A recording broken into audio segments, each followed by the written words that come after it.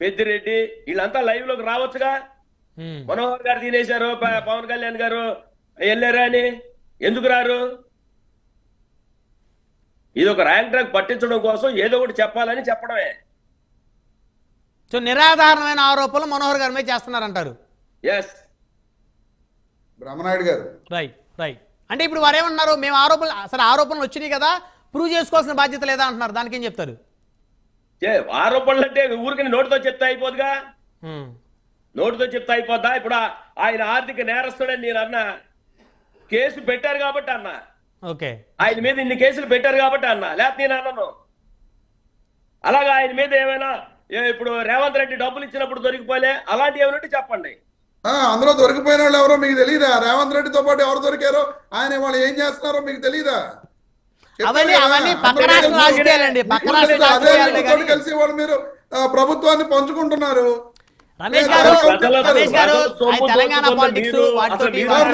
బ్రహ్మనాయుడు గారు నేను అల్లా, రేవంత్ రెడ్డి గారు దొరికారు.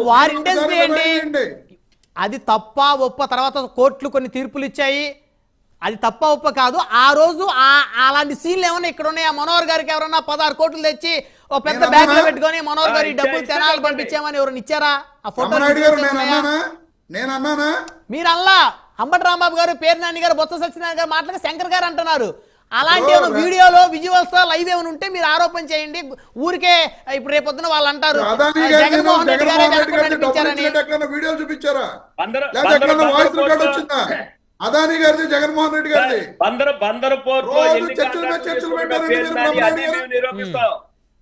ఒకసారి అదానీ గారిది జగన్మోహన్ రెడ్డి గారి ఆడియోలో మీకు వచ్చినాయా? కలిసిమెలిసి అనేక సందర్భాల్లో మీ ఇష్టం వచ్చినట్టు వ్యక్తిత్వ హననం చేస్తారు. ఎవరు చేయలేదండి వ్యక్తిత్వ హననం ఎవరి మీద. ఇప్పుడు వ్యక్తిత్వ హననం అంటే ఏంటో తెలుసా?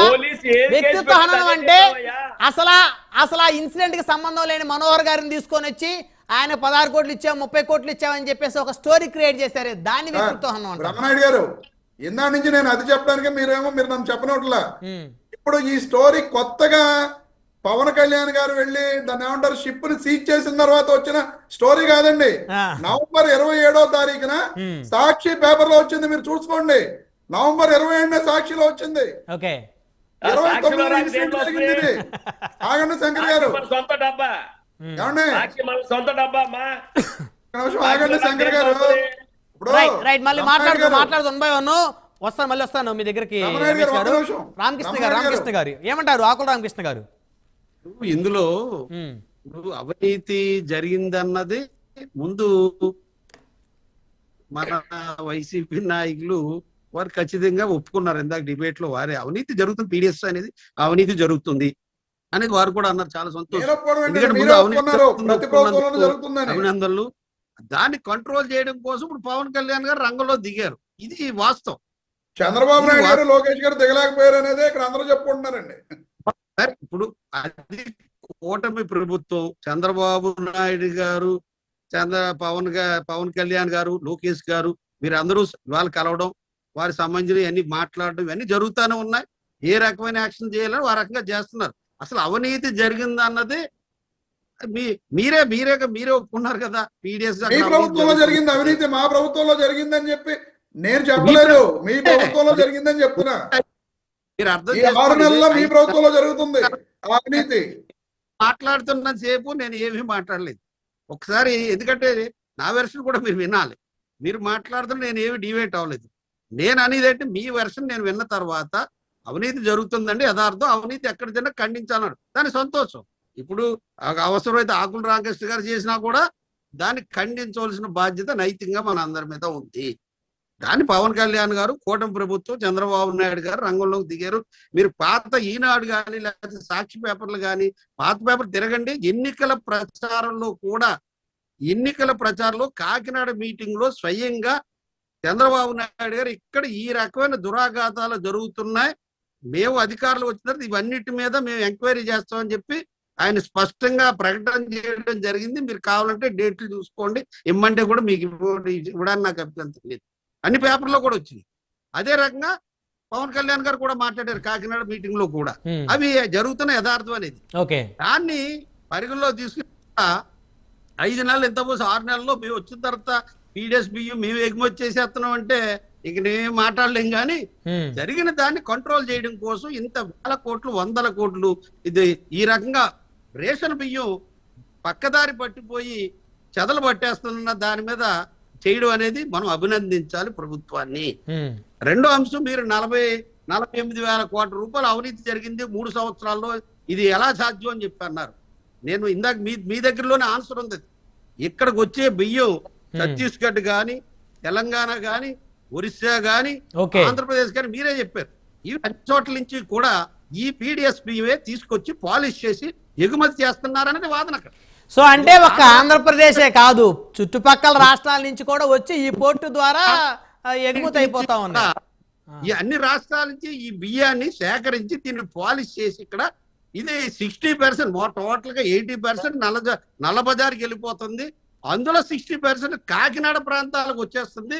కాకినాడ చుట్టుపక్కల ప్రాంతంలో దీన్ని పాలిష్ చేసి దీన్ని ఎగుమతి చేస్తూ ఈ పీడిఎస్ బియ్యాన్ని అక్రమంగా జరుగుతున్నది అన్నది అది విషయం. అది ఒక ఆంధ్ర రాష్ట్ర బియ్యం కాదండి, అన్ని రాష్ట్రాల్లోనూ ఈ పీడిఎస్ బియ్యం ఈ రకంగా సేకరించి ఒక సామ్రాజ్యాన్ని ఇక్కడ నిర్మించారు. దీని రకంగా ఈ రకంగా పీడిఎస్ బియ్యం వేల కోట్ల రూపాయలు జరుగుతున్నది అన్నది అది ఖచ్చితంగా పరిగణ తీసుకోవాలి. ఎందుకంటే పేర్నాని గారు, అంబటి రాంబాబు గారు, లేకపోతే వత్స సీనియర్ నాయకులు వారు ఆ రోజున ఇవన్నీ ఆ రోజున ప్రశ్నించాలి. ఇప్పుడు ఈ జరుగుతున్న చర్యల మీద ఇంత బీడీఎస్ అక్కడ జరిగిపోతుంది, ఇదంతా అక్రమం జరుగుతుందని చెప్పి ఆ రోజున ఆయన నిలదీసి ఆ రోజున అక్కడ చేస్తుంటే ఇవాళ పవన్ కళ్యాణ్ గారు, చంద్రబాబు నాయుడు గారు మాట్లాడవలసిన అవసరం ఉండదు. కేవలం ఏంటంటే ఇప్పుడు మీరు పక్కన ఉన్న షిప్ ఏమైంది, ఆ పక్కన ఉన్న షిప్ అయింది, ఈ పక్కన ఉన్న షిప్ ఏమైంది అనే మాటలు తీసుకొస్తున్నారు తప్ప అక్కడ జరిగింది యథార్థం అనేది ఇప్పుడు మీకే అర్థమైంది. అక్కడ పీడిఎస్ బియ్యం అక్కడ జరుగుతున్నది మీకే అర్థమైంది కదా. అప్పుడు ఎవరు చేసినా తప్పే, ఇంకా దాంట్లో అనుమానం లేదు. రేపు ఎంక్వైరీలో వస్తాయి, ఎవరు చేసినా దాని తప్పుని తప్పులాగే మనం ఖండించవలసిన బాధ్యత మరి రాజ్యాంగం మీద కానీ మన సమాజం మీద అవగాహన వ్యక్తులుగా మనం ఆ అవినీతిని ఖండించాలి. పేదలకు సంబంధించినటువంటి బియ్యాన్ని పేదలకు ఉపయోగపడేలా చేయాలి. అవసరమైతే మంచి మార్గాలు సూచించవచ్చు. నాకున్న ఆలోచన ప్రకారం అయితే మాకున్న ఆలోచన ప్రకారం అసలు ఈ రేషన్ బియ్యాన్ని అందరికి అవసరం లేదు. ఈ రేషన్ బియ్యాన్ని అందరికి రామకృష్ణ గారు ఇప్పుడు ఏదైతే రేషన్ కార్డులు ఉన్నటువంటి వాళ్ళందరూ కూడా ప్రభుత్వం ఈ పీడిఎస్ బియ్యం ఇస్తుంది. వాళ్ళు స్థానికంగా దుకాణాలకే 10 రూపాయలకు అమ్ముకుంటున్నారు. స్థానికంగా ఉండేటువంటి ప్రతి ఊరికి ఒక వ్యక్తి ఉంటాడు, ఈ పీడిఎస్ బియ్యం కొనే వ్యక్తి. ఆ వ్యక్తి దగ్గర నుంచి దళారుల చేతుల్లో నుంచి ఈ రేషన్ మాఫియా చేతుల్లోకి బియ్యం లబ్ధిదారు దగ్గర నుంచే వస్తుంది. అసలు తప్పంతా ముందు లబ్ధిదారుంది. రామకృష్ణ గారు అక్కడ మంది వేయకుండా వీళ్ళు ఇష్టం వచ్చినట్టు పోర్టులో ఆపుతాం, పోర్టుకి ఐపీఎస్ ఆఫీసర్ నేస్తాం, వాటన్నిటి మూలంగా ఉపయోగం ఏంటి? అసలు రూట్ లెవెల్లో జరుగుతున్న తప్పును ఆపాలి కదా.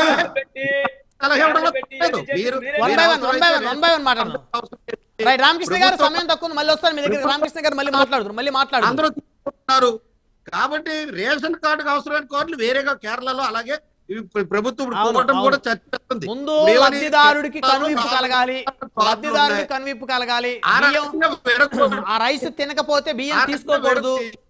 ఆ రైస్ తినలేని వాళ్ళు, వద్దనుకున్న వాళ్ళు తీసుకోకుండా ఉంటేనే మంచిది. ప్రభుత్వం సంబంధించి ఈ రకంగా విడగొట్టి సలహాలు ఇవ్వచ్చు, తప్పలేదు. ఆ రకంగా దాన్ని రైస్ ని దుర్వినియోగాన్ని కాపాడే మార్గాలు గాని, లేకపోతే ఎవరైతే ప్రజలు ఏ రైస్ కోరుకుంటున్నారో ఆ రైస్ ఇవ్వండి, దాని వల్ల ప్రజలకు ఉపయోగపడుతుంది అనేది ఆ రకంగా ఇలాంటి. రామకృష్ణ గారు సమయం తక్కువ ఉంది, దయచేసి ఆగండి, మళ్ళీ వస్తారా. ఫైనల్ గా బాడిశంకర్ గారు కంక్లూజన్ ఇవ్వండి. ఫైనల్ గా పోర్టులో పవన్ కళ్యాణ్ గారి పర్యటన గబ్బర్ సింగ్ 3 లా ఉంది అని బొత్స సత్యనారాయణ గారు అన్నారు. సార్, నేను బొత్స సత్యనారాయణ గారికి కానీ, వాళ్ళ పార్టీకి కానీ, వాళ్ళ పార్టీ అధ్యక్షుడికి వారే సమాధానం చెప్పాలి నేను అడిగిన ప్రశ్నలకి. అరవిందో సంస్థకి 41% వాటా ఎవరు ఇచ్చారు? కేవీ రావు కుటుంబాన్ని బెదిరించింది ఎవరు? జిఎంఆర్ నుంచి కాకినాడ సిఏజెడ్ లాక్కున్నది ఎవరు గత ప్రభుత్వంలో? సార్, మానస సంస్థకి పోర్టులో 7 ఎకరాలు ఎలా కేటాయించారు? ముందు బొత్స సత్యనారాయణ గారిని, పేర్నాని గారిని ఎవరైతే అడిగారో వారందరికీ మీ మాజీ అధ్యక్షులు, ఇప్పుడు ఆ ప్రస్తుత అధ్యక్షులు జగన్మోహన్ రెడ్డి గారు నేను అడిగిన వాటికి సమాధానం చెప్పాలి. ఎవరు కేటాయించారు ఈ కాకినాడ ఆ SEZ కానీ పోర్ట్లో కానీ వాటా కానీ ఇవన్నీ ఎవరై వారే చెప్పాలి సమాధానం. కాకినాడ పోర్టుని స్మగ్లింగ్ బాగా వేసేశారు అక్కడ. దానికోసం ఇక ఏదేదో మాట్లాడుతూ ఉంటారు. దాన్ని ర్యాంక్ ట్రాక్ తీసుకెళ్ళడం కోసం వంద రకాలుగా చేస్తూ ఉంటారు. సో అవన్నీ కొట్టిపారేయాలంటారా? ఇప్పుడు వాళ్ళు ఏదైనా మాట్లాడిన చిన్న చిన్న వ్యక్తిగత ఆరోపణలన్నీ కూడా మనం ఖచ్చితంగా సైడ్ చేసేయాల్సింది, అందులో నో డౌట్. ఆయన పర్యటన ఆ సినిమా లాగుంది, ఈయన పర్యటన ఇట్లా ఉంది, ఇదంతా సినిమాటిక్ ఉంది, ఇవన్నీ నిజం ఖచ్చితంగా ఇన్ని కొట్టేస్తుంది. పవన్ కళ్యాణ్ గారు మాట్లాడిన దాంట్లో తప్పు ఉంటే తప్పు మాట్లాడారు, రైట్ ఉంటే రైట్ మాట్లాడారనే చర్చ మనం చేయాల్సిన అవసరం ఉంది. కానీ ఆయన కళ్ళజోడు పెట్టుకున్నాడు, ఆయన వైట్ షర్ట్ వేసాడు, బ్లాక్ ప్యాంట్ వేసాడు, ఇవన్నీ అర్ధరహితమైన చర్చలు కదా ఇవి. ఏమిటి ఈ బియ్యం మాఫియాకి మొత్తం కర్త కర్మ క్రియ మొత్తం కూడా జగన్ రెడ్డి. ఆ వ్యాన్లు కొనింది ఎందుకు? ఆ వ్యాన్లకు నెల జీతం ఇస్తే నెలకి 20 కోట్లు.